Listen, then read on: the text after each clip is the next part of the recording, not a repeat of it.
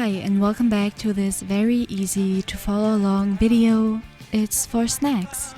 They are really easy and quick to make, hence I make these all the time. Just perfect for these moments when you have no time or motivation to do anything else, and most of them take like 1 minute to make, max 5.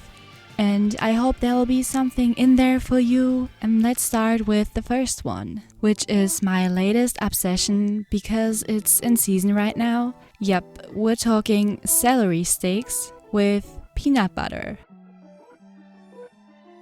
Grab a celery stick from your fridge, preferably, and then add a little bit of peanut butter or a lot of peanut butter on top and raisins. This combo of sweet and salty is just absolutely stunning. I have discovered this life hack way too late in my lifetime.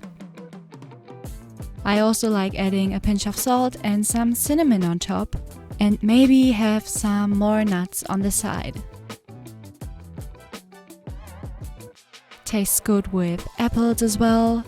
It's so simple and easy, but yeah, I love it. She's a Mona Lisa. Everyone's lining up to see her. This one would be just as well a great breakfast idea, because I also have it for breakfast sometimes. Yep, it's oats in an almost empty peanut butter jar. I already shared this, I think, twice in some videos of mine. You will simply just have to combine 4 to 5 tablespoons of small cut oats, a little bit of cinnamon, a pinch of salt and hot water.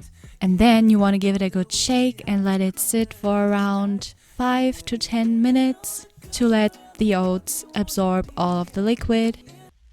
And yeah, then you have your oats. Oh, by the way, I also added some protein powder to it. This one's pretty good. Not my favorite, but I still use it in some of my smoothies and stuff. Yeah. Really incredible, delicious looking texture. But we're talking oats, so that's what you get. They're still so delicious, and when you have this with an apple or celery peanut butter stick on the side, it's just really good. You've gotta try these once and you'll be making these forever.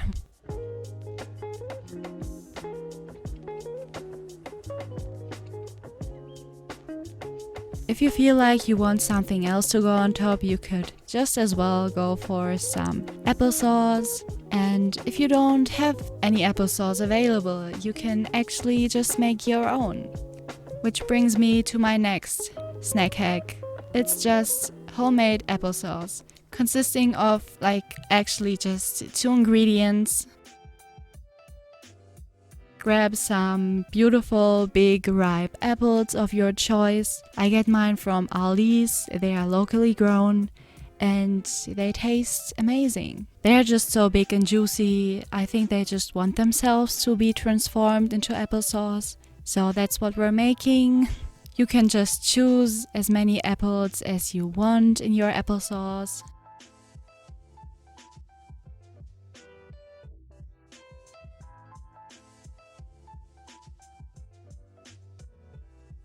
But basically you just have to add a little bit of water to them and then let them simmer on low heat for around 10 to 15 minutes until they are super soft.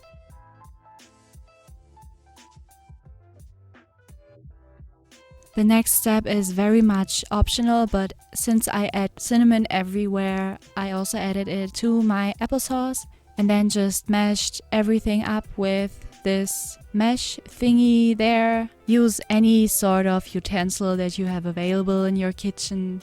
It doesn't have to be that one, it just makes stuff so much easier. But yeah, then you just want to fill this to some jars and close them tightly, flip the jar, and then it's gonna make this vacuum thing where the hot steam gets sealed or something like that, and as a result it will last you for a couple of months and you don't have to worry about buying applesauce. This thick shake is so good. Actually, it's made with really cheap ingredients and it tastes like peanut butter jelly.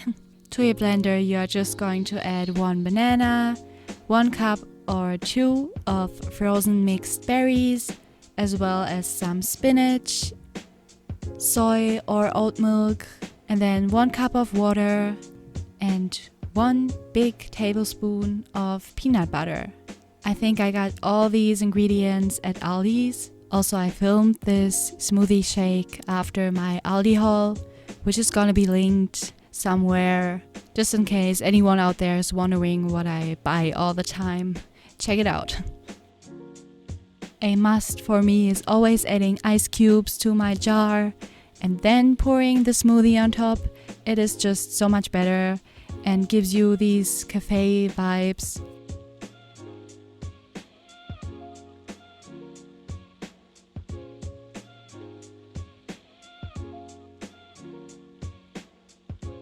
Cool, and this next idea is a full-on chocolate, double chocolate cookie dough with chocolate. It is made with beans, but you won't be able to taste these beans. It's just sort of like a little protein bomb in a mug. To start out to your food processor or blender, you're first going to add 1 ripe banana along with half a cup of chickpeas and half a cup of beans, then 2 tablespoons of agave or maple syrup, a bit of soy milk, and half a tablespoon of flaxseed. Blend that all up. Almost forgot to add vanilla for a hot second. Very much optional, but I also added these cookie dough flavored flav drops. They're supposed to be really fancy, so I got them. And I also added a pinch of cinnamon, I believe.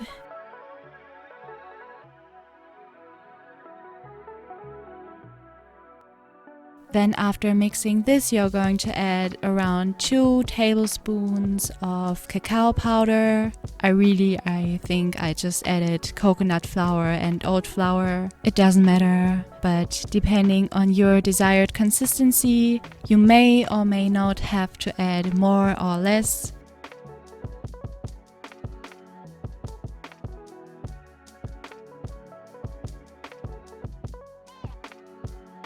Mixing that all up, adding in some chopped dark chocolate chips, more like chocolate chunks actually, and more nuts. I always go for roasted hazelnuts and sometimes walnuts, that's really nice.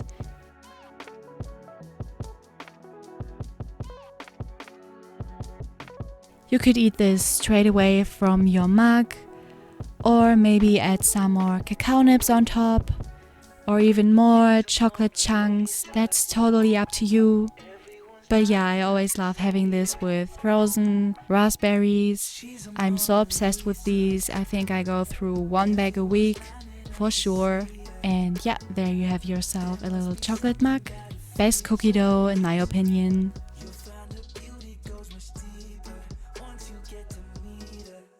This next savory idea might seem a little bit odd, but it's so good, especially if you like broccoli, if you tolerate broccoli. That's gonna be something you should check out.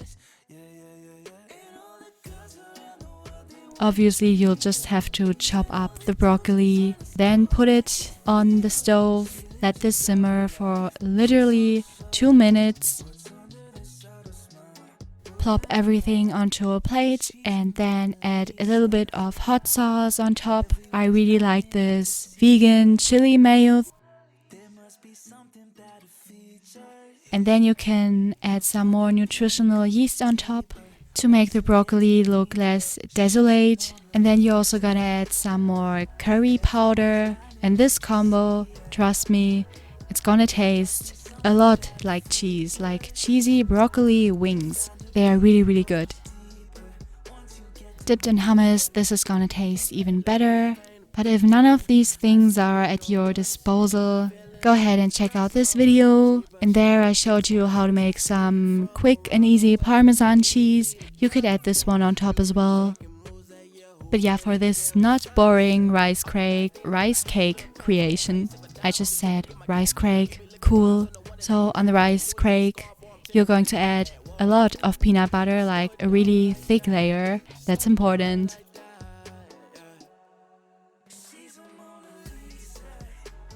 Maybe a couple of peanuts.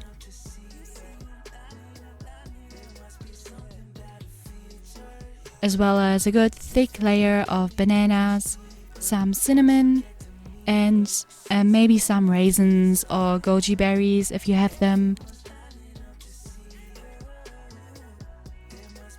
You could just as well top off your rice cake with avocado if you fancy spicy and savory stuff. But since all of that footage got lost, here is how to make a better avocado toast. After plopping on a really good and thick layer of creamy avocado and seasoning all of it with the salt and the pepper, you will now add a good drizzle of tahini. And this is life-changing. I have been so obsessed with tahini lately. Maybe because of this guy. Do you know him? He tahinied my world. Can't get enough of this stuff anymore. But no matter what you do, everything tastes better with frozen berries. You always have them on hand, they are super affordable, and you can get raspberries, strawberries, blueberries, mango chunks, anything that you like. Your food is gonna taste a lot more nutritious and fresh and delicious. Totally go and check out some of these dessert videos, or maybe more of my snack hacks that I shared in this video. I really appreciate your feedback, and I'll see you next week. Bye guys. I'm gonna go and eat some tahini now. Bye.